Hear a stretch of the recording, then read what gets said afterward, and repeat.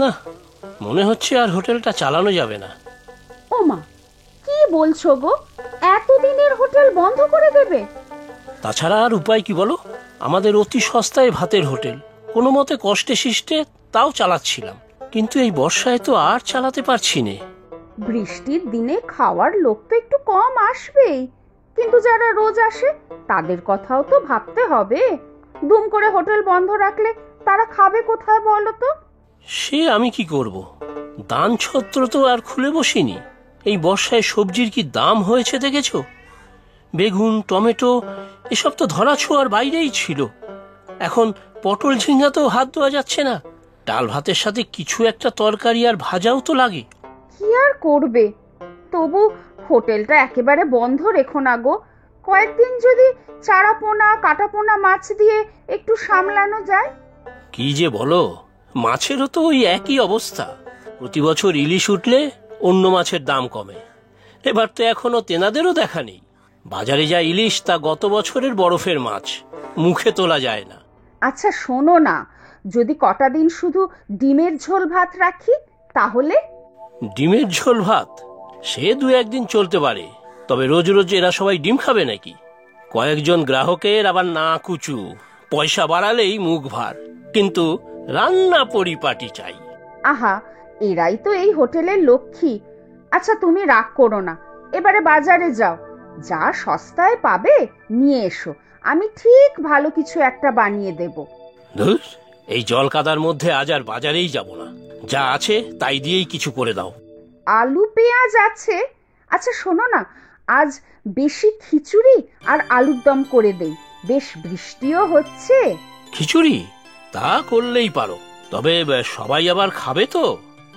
না না, দেখো ঠিক খাবে। বর্ষা মানেই তো ডালে চালে খিচুড়ি। আচ্ছা দেখো, যা ভালো বোঝো। কিন্তু তরকারি যা ছিল তা তো কেটেই ফেললাম, এগুলোর কি হবে? ঠিক আছে, আমি একটা 5 মিশালি লাবড়া বানিয়ে দিচ্ছি, তুমি পরে খিচুড়িটা বানিয়ে ফেলো। আচ্ছা ঠিক আছে, আমি আমের আচারটা বার করি, খিচুড়ির সাথে জমবে ভালো। দেখো কতদিন খিচুড়ি খাইয়ে হোটেল চালু রাখতে পারো। সজল, সজল, ওই দেখো, কেউ ডাকছে তোমাকে। ধ্যাত, এর মধ্যেই কেউ খেতে চলে আসলো নাকি? সজল, আছো নাকি হে? সজল। আরে যাই, কাজের সময় যত উৎপাত।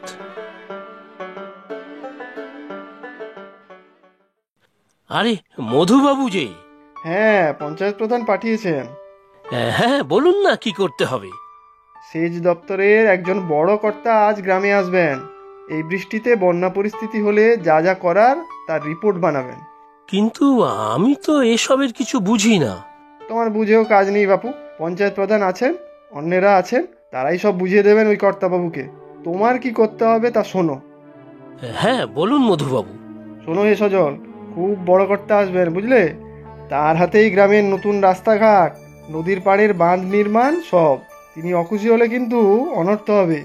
এই জল বৃষ্টিতে বুঝতেই পারছো, সবাইকে গ্রাম ছাড়া হতে হবে। তা ঠিক, রাস্তায় তো চলাই যাচ্ছে না, ধানি জমিও এর থেকে ভালো। পঞ্চায়েত মশাই খুব চিন্তিত ওনাদের দুপুরের খাবার নিয়ে।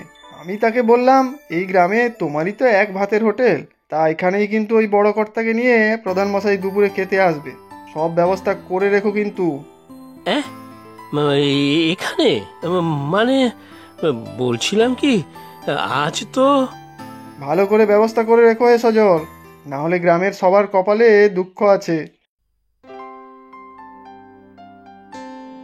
দেখো দেখো, খিচুড়ির কেমন সুন্দর গন্ধ বের হয়েছে। কি গো, চুপ করে গেলে কেন? কি হয়েছে? সর্বনাশ হয়েছে। এবার প্রধান মশাই এমনিতেই হোটেল বন্ধ করিয়ে দেবেন। গ্রামের লোকজনও খুব পেটাবে আমাকে। কি সব বললে উল্টো পাল্টা? কি হয়েছে বলো তো?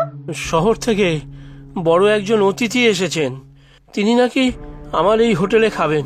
কি হবে বলো তো? এ তো ভালো কথা, কত সম্মানের ব্যাপার বলো তো। সম্মানের কি আর নামগন্ধ কিছু থাকবে?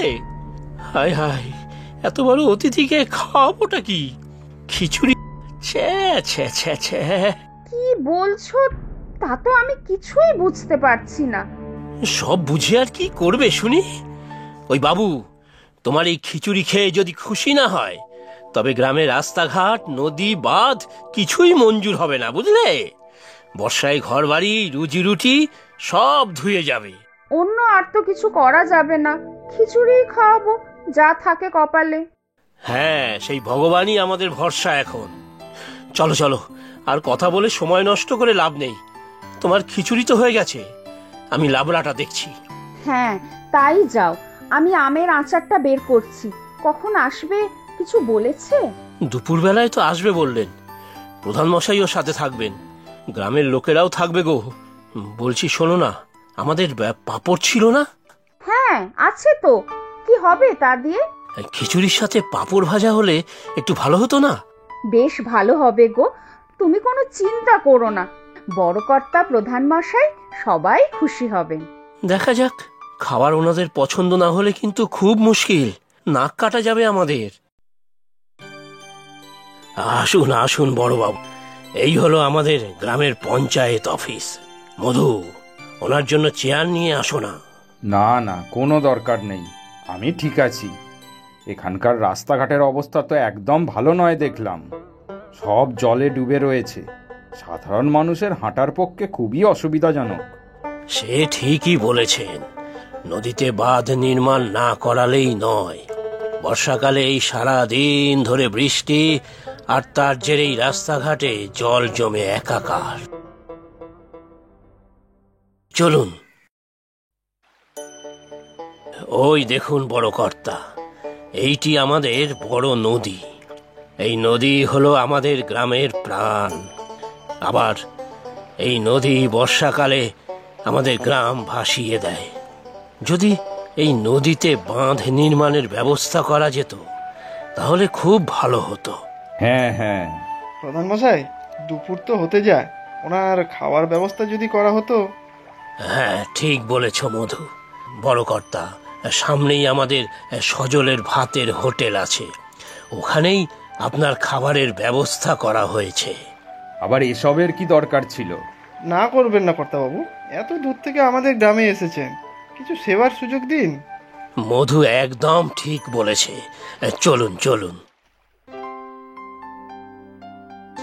সজল, ওই গো সজল, বাইরে এসো, বড় কর্তাবাবু এসে গেছেন। আয়োজন কদ্দূর?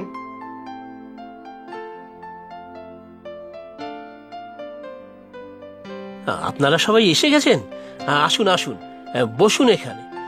এদিকটায় আসুন, চেয়ার পাতা আছে। আসুন প্রধান মশাই, কর্তাবাবু আপনিও আসুন। হ্যাঁ বসছি বসছি। সজল, রান্নার কি অবস্থা? সব ঠিকঠাক আছে তো? বড় কর্তাবাবু খাবেন বলে কথা। আর কি কি আয়োজন করেছো শুনি? আগে বর্ষাকাল তো, বৃষ্টিও হচ্ছে, তাই আমি আর দীপা ভাবলাম। আরে সজল, এখন এত অজুহাত শুনে ক্লাব নেই। বর্ষাকালে আমাদের গ্রামের যাতে কোনো সমস্যা না হয় তার জন্যই তো তুমিই ভরসা। তোমাদের হাতের রান্নায় যদি উনি খুশি হন তবেই উনি আমাদের গ্রামের জন্য ভালো কিছু করবেন। আগে আসুন।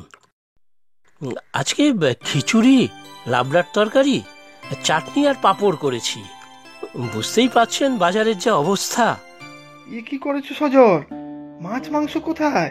সেচ দপ্তরের বড় কর্তা বলে কথা, ওনার কি সাধারণ খাবার মুখে রুচবে? তোমার ওপর ভরসা করে ভুল করে ফেললাম সজল। দীপার হাতের খিচুড়ি অসাধারণ খেতে হয় মধুবাবু, দেখবেন কর্তাবাবু খুব খুশি হবেন। খুশি হবেন না ছাই হবেন, বড় কর্তাকে খাওয়াবে কিনা বন্যাত্রাণের খিচুড়ি, যত সব। ওগো, তুমি এখানে দাঁড়িয়ে কেন? মধুবাবু আপনি বসুন গিয়ে। কি যে হবে আজ ভগবান জানে। কি হলো গো? কি আর হবে, চলো এখন খাবার দেই গিয়ে। একই সজল, খিচুড়ি করেছো আজকে? তুমি তো জানতে আজকে আমাদের এখানে অতিথি আসবেন। আগে প্রধান মশাই, বৃষ্টি বাদলের সময় তাই খিচুড়ি করলাম। আহা, বর্ষার দিনে খিচুড়ি, গন্ধেই পেট মন ভরে গেল। খেতে না কত ভালো লাগবে।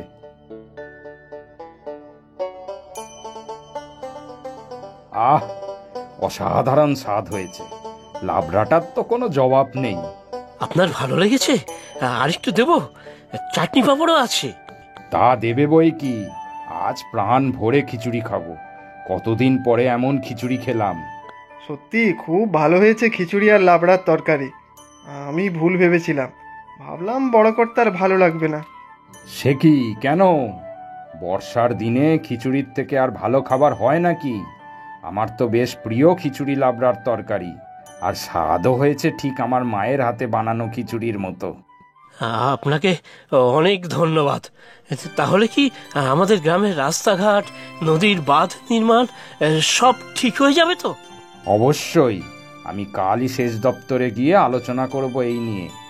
সেটা শুধু তোমাদের ওপর খুশি হয়ে নয়, তোমাদের যাতে রাস্তায় চলতে ফিরতে অসুবিধা না হয় তার জন্য। আপনাকে যে কি বলে ধন্যবাদ জানাবো আমরা। সব হবে, তবে একটা শর্ত আছে অবশ্য। আমি যখনই এই গ্রামে আসব, এই হোটেলে আসব খিচুড়ি খেতে, বানিয়ে দিতে হবে কিন্তু। আর আমারও। প্রচুর সঠিক উত্তরদাতাদের মধ্যে থেকে আমরা বেছে নিয়েছি 10 জনের নাম। গল্পের নাম পাকা ধানে মই। নামগুলি হলো আনা শেখ, শেরপুর, মুর্শিদাবাদ, পশ্চিমবঙ্গ থেকে; মাহিদ, সিলেট, বাংলাদেশ থেকে; অনুভব মাহাতো, মালদা, পশ্চিমবঙ্গ থেকে; অদ্বিতীয়া বিশ্বাস, ঢাকা, বাংলাদেশ থেকে; সঙ্গীতা গোস্বামী, হুগলি, পশ্চিমবঙ্গ থেকে; সুশ্রিতা সাউ, কাঁথি, পশ্চিমবঙ্গ থেকে; টিটু দে, চট্টগ্রাম, বাংলাদেশ থেকে; ঈশিতা, চুয়াডাঙ্গা, বাংলাদেশ থেকে; সোমা রং, কলকাতা, পশ্চিমবঙ্গ থেকে; অনন্তরাম সূত্রধর, আগরতলা, ত্রিপুরা থেকে। আজকের প্রশ্ন, সজল বড়কর্তার জন্য কি রান্না করেছিল? তোমরা প্রশ্নের উত্তরের সাথে নিজের নাম আর কোথায় থাকো সেটাও লিখে জানাবে কিন্তু।